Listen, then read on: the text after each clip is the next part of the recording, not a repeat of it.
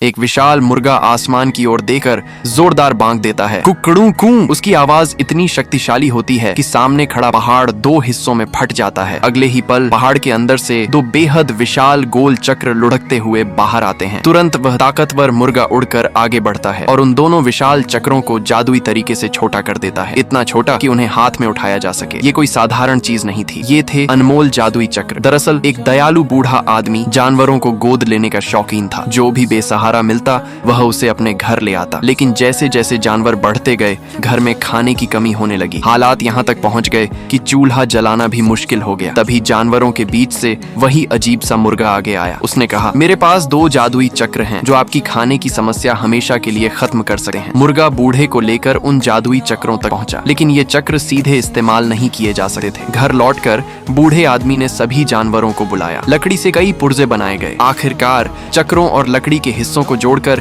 एक पवन चक्की वाला जादुई कमरा तैयार हुआ। बूढ़े आदमी ने उस कमरे में मुट्ठी भर गेहूं डाला और कुछ मंत्र बुदबुदाए। अचानक पवन चक्की घूमने लगी और अगले ही पल अंदर से एक गर्मा गर्म रोटी उछलकर बाहर आई। जैसे ही बूढ़ा रोटी उठाने लगा, अंदर से और भी खाना निकलने लगा। थोड़ा सा गेहूं डालो, लेकिन बाहर से लगातार खाना निकलता रहे, वो भी अलग अलग स्वाद में। अब बूढ़ा चाहे जितने जानवर गोद ले, कोई भूखा नहीं रहता। लेकिन खुशी ज्यादा देर नहीं टिकी। इस जादुई कमरे की खबर राजा के कानों तक पहुंच गई। राजा घोड़े की बग्घी में सीधे बूढ़े के घर आ पहुंचा। दयालु बूढ़े ने बिना शक किए राजा को घर के अंदर बुला लिया। राजा के लिए जादुई कमरे से खाना बनाया गया, लेकिन राजा ने जानबूझकर खाना जमीन पर गिरा दिया। जैसे ही बूढ़ा झुका, राजा ने जादुई कमरा उठाया और भाग खड़ा हुआ। भागते भागते उसने दरवाजा झाड़ू से अटका दिया। राजा कम, चोर ज्यादा लग रहा था। बूढ़ा अंदर फंसा जोर जोर से मदद पुकारने लगा। जानवर दौड़ते हुए आए, लेकिन जब तक दरवाजा टूटा राजा बहुत दूर जा चुका था। तभी वही मुर्गा फिर आगे आया। उसने कहा, मैं अकेला ही राजमहल जाकर जादुई कमरा वापस लाऊंगा। राजमहल में राजा और रानी जादुई कमरे से खाना बनाकर खुशियां मना रहे थे। तभी बाहर से आवाज आई, राजा चोर है। गुस्से में राजा ने सिपाहियों को मुर्गा पकड़ने भेजा। पहली बार मुर्गे को कुएं में फेंक दिया गया, लेकिन ये साधारण मुर्गा नहीं था। वह पूरा कुएं का पानी पी गया। रस्सियां ढीली पड़ी और वह बाहर निकल आया। दूसरी बार उसे जलते भट्ठे में डाल दिया गया, लेकिन पेट भरा पानी अब काम आ गया। आग बुझ गई, भाप छा गई। अगले ही पल मुर्गा भट्ठे से बाहर कूद पड़ा। इस बार वह चिल्लाया नहीं, सीधे चिमनी से उड़कर राजा के कमरे में घुस गया। काले धुएं में लिपटा हुआ मुर्गा देखकर राजा डर के मारे भागने लगा। एक गलती और मुर्गा जादुई कमरा उठाकर उड़ गया। राजा पीछे दौड़ा, लेकिन तभी बूढ़ा और सारे जानवर पहुंच गए। राजा अकेला था, सिपाही साथ नहीं थे। जानवरों ने घेर लिया और राजा को पुल से नीचे नदी में गिरा दिया। इसके बाद बूढ़े आदमी ने जादुई कमरे की मदद से और भी जानवर गोद लिए। धीरे धीरे वह घर एक खुशहाल जानवरों के फार्म में बदल गया, जहाँ कोई भूखा नहीं था और कोई अकेला नहीं।